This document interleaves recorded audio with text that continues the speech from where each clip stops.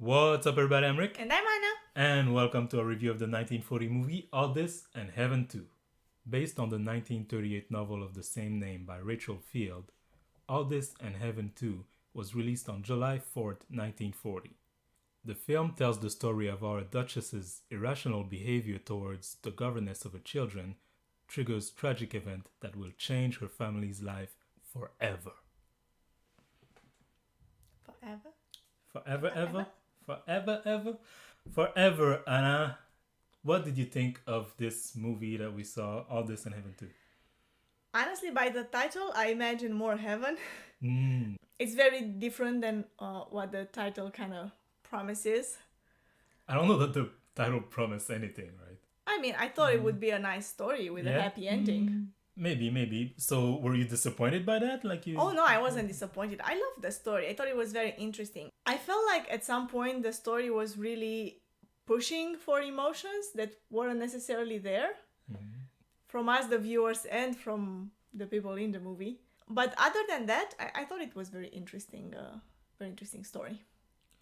I thought so too. I thought it takes turns that I did not expect. When the movie started and, she's teaching her class and then she starts telling her life story, I really didn't know. Like, we hear from the students who are talking about how she went to jail or whatever. So I thought oh, what's the story behind this? And several times during the movie I was telling you oh, this is when she goes to jail. Right, this is what's happening now. This is when it happens. But every time I was wrong, and so I like that. I like being surprised. Yeah, from that point of view, I think the movie did a great job by, they told us what was gonna happen, but they made it in such a way that we didn't know when it was gonna come, and we were kind of expecting it, but then when it happened. This is also a movie that lives and dies by the few characters that we do have, right? The family, the duchess, the duke, the governess, but also the kids,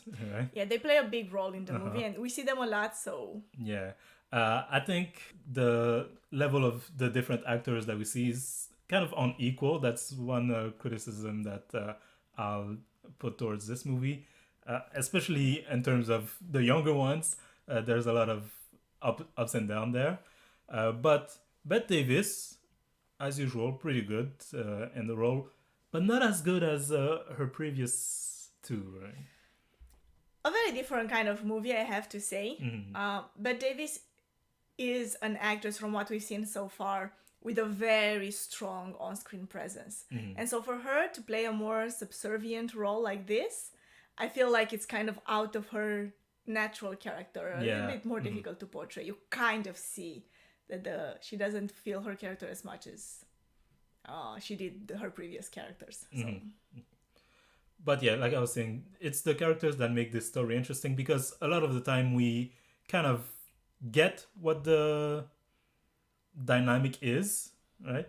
And it's just more of it throughout the movie, right? Right. Like from the beginning, you get that the Duchess hates Bette Davis and the Duke likes her, and then we get that for 2 hours. So if the characters weren't good enough to sustain that, I feel like it would have fell apart very quickly. Like I would have been tired of seeing them argue about the same thing. Right? And another thing that's interesting is that by watching this movie and seeing how the story and the relationships develop, you kind of see where everybody's coming from.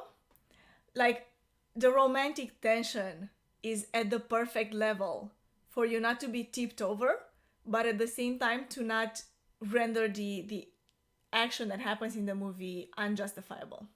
Yeah, so you mean between the Duke and the Exactly. Bette Davis, like there's enough there that you understand that the wife is jealous. Exactly.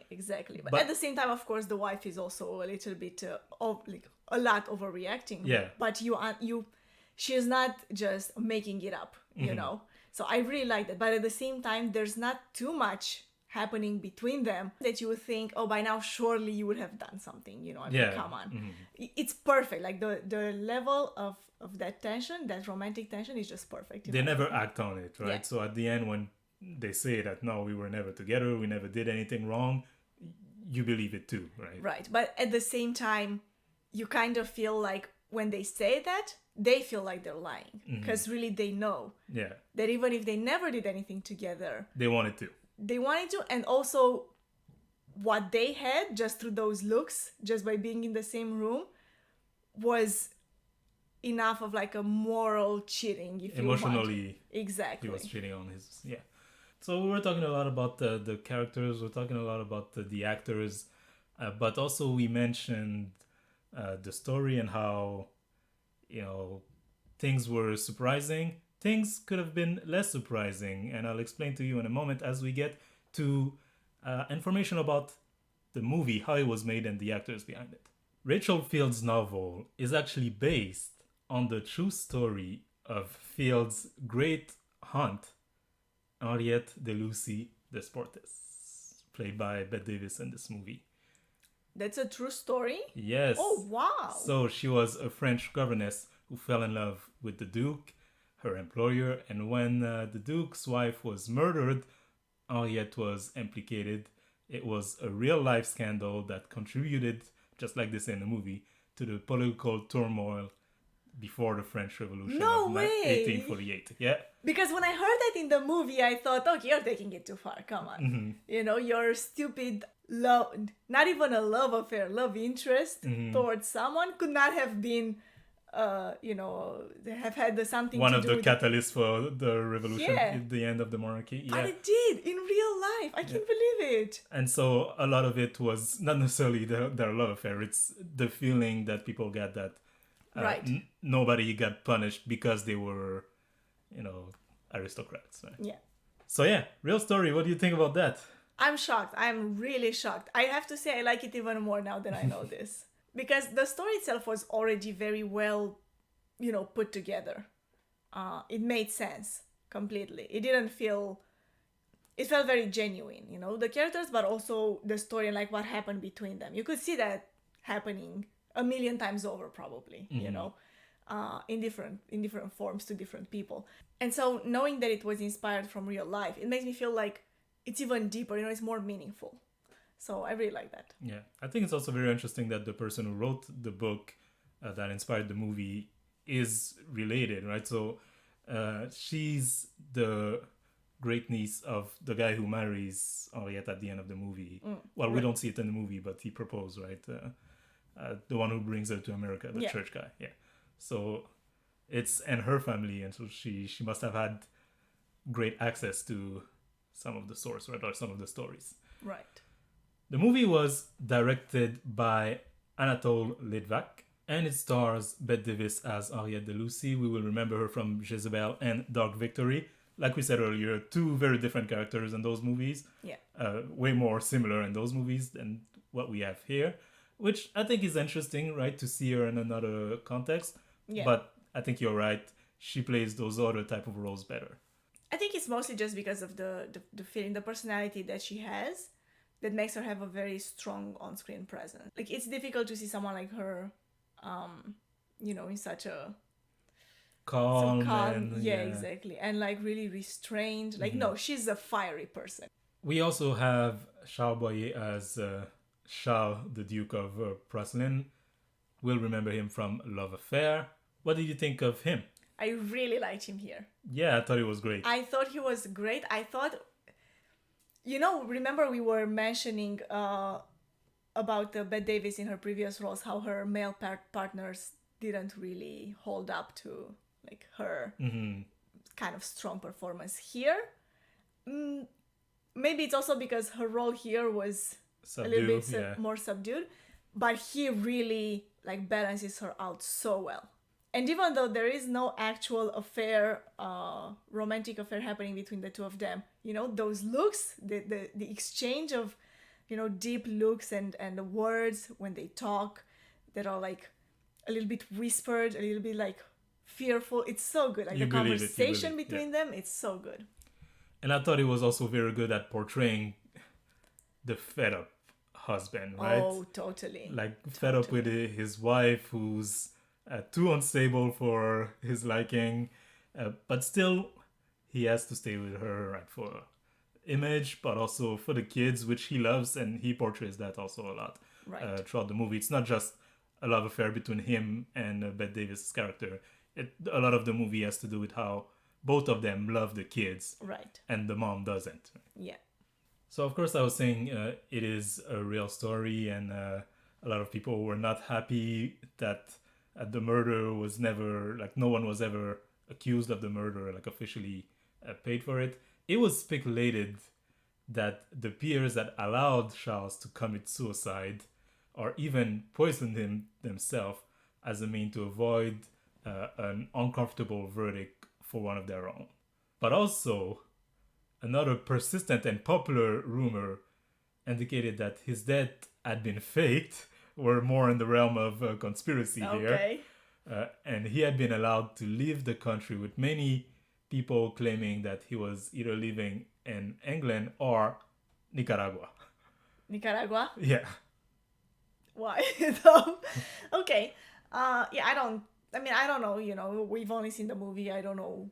Are there any kind of like actual indications of proof to back up these stories? Because I mean, it wouldn't be too far-fetched, but yeah, so I included that Nicaragua part because in 2018 a Nicaraguan novelist, Gioconda Belti, published a book that follows that story of the Duke living in Nicaragua. Okay. Oh, interesting. I'm curious to see that. Yeah, me too. Even if it's probably fiction, but yeah, I'm curious to see what it would be like, what they imagine it would be like. I'm sure that makes for a good story, though, like a duke accused of the murder of his wife runs away and lives as a refugee in another country. That has to make for a good story. The sequel. Yeah. All this and hell too. The movie also stars Barbara O'Neill as Françoise, or Fanny, the Duchess. We'll remember her from Gone with the Wind. What did you think of her performance and her character? I think that she was just the perfect catalyst for everything to actually happen, you know?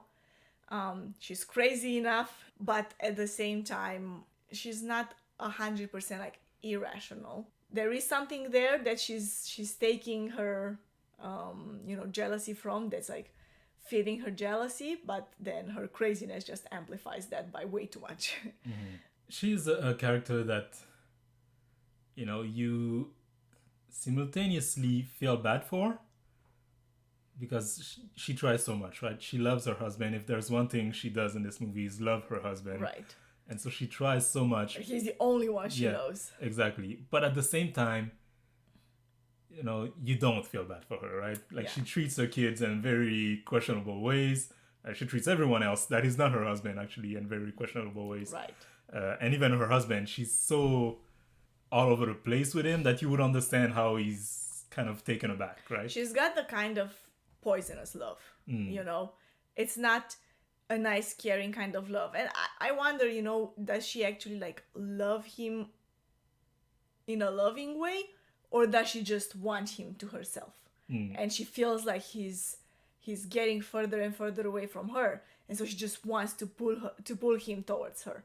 It feels like it's more she wants herself to feel good, and her husband being there makes her feel good, rather than because when you love someone, you don't just like smother them like that, Yeah, I mean, she pushed him to the brinks, right? To a point where he would like be so full of rage that he killed her.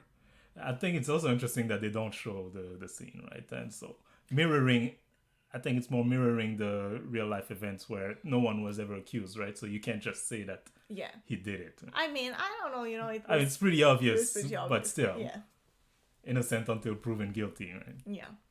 But a lot of the elements were there. I was reading about the real case, like him trying to wash away the blood and stuff like that. Or like the details of how it happened. That they put in the movie. So that's interesting. Barbara O'Neill's performance was really liked by the Academy because they nominated her for Best Supporting Actress. Yeah, I can definitely see that. I think she did a great job. And then our last character, I put there the kids. Okay. They are numerous, but I put them all in the one package. I think, like I was saying earlier, that sometimes they work, sometimes they take you out completely. And that it's the case a lot with these movies that we've seen with kid actors.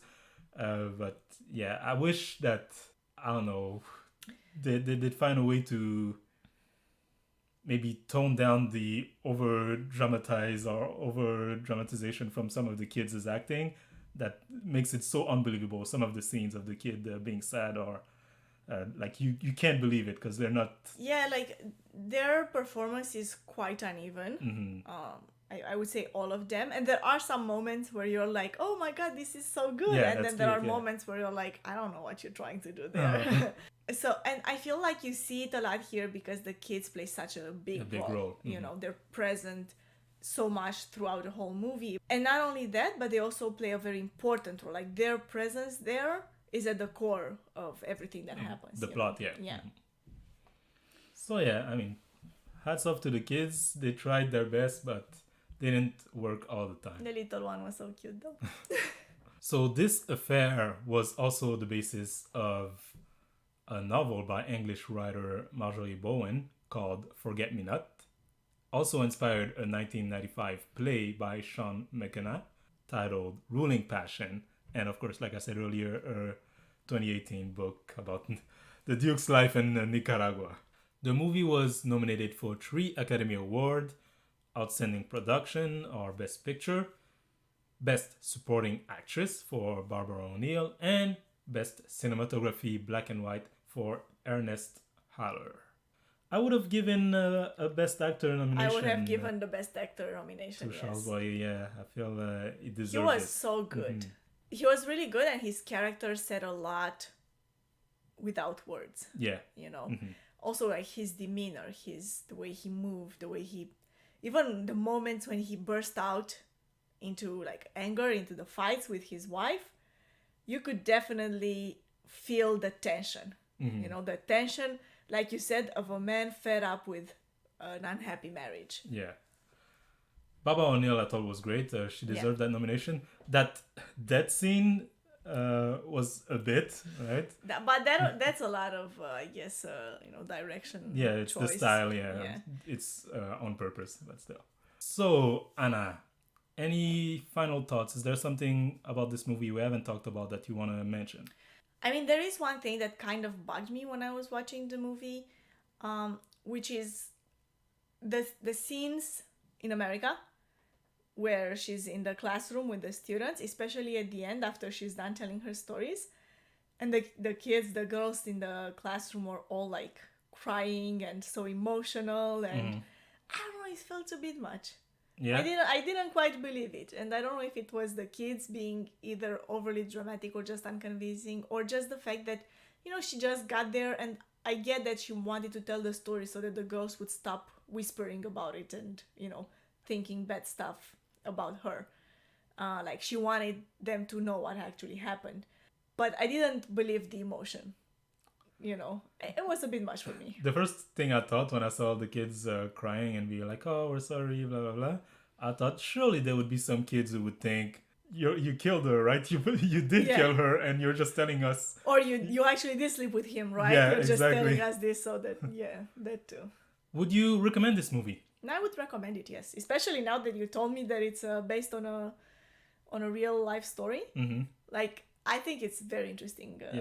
I think it's even more interesting going into it knowing that it's real. Yeah. So if you've just watched this review and you don't feel like you've been spoiled too much, go watch the movie, and it's really like pay attention to some of the things, thinking like, wow, some of this really happened. Of course, it's a movie, right? It's dramatized. It's made to be entertaining, but still. For every year of the Academy Award, and we nominate the movie that were nominated for that year. So we're going to be doing this for the 13th Academy Award. The movie is from 1940. As of now, we've only watched All This and Heaven 2, so it's going to be number 1 in the ranking for now.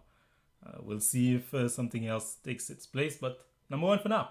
If you have seen All This and Heaven 2 and you'd like to tell us what you think about it, please comment in the comment section below with your thoughts, or go rate the movie on our website. The link will be in the description box below. And for those of you who don't know, watching this movie is part of our bucket list goal to watch every movie that was nominated for Best Picture at the Academy Award from 1927 to 2028. Our next movie is Foreign Correspondent. So if you want to participate and do the goal with us, go watch the movie and come back for the review. We'll be waiting. Yeah, if you don't want to miss that review though, please make sure to subscribe to this channel if you're not subscribed already. Hit the notification bell, like this video if you did, and don't forget that if you yourself have a goal or a dream you'd like to realize, take that first step.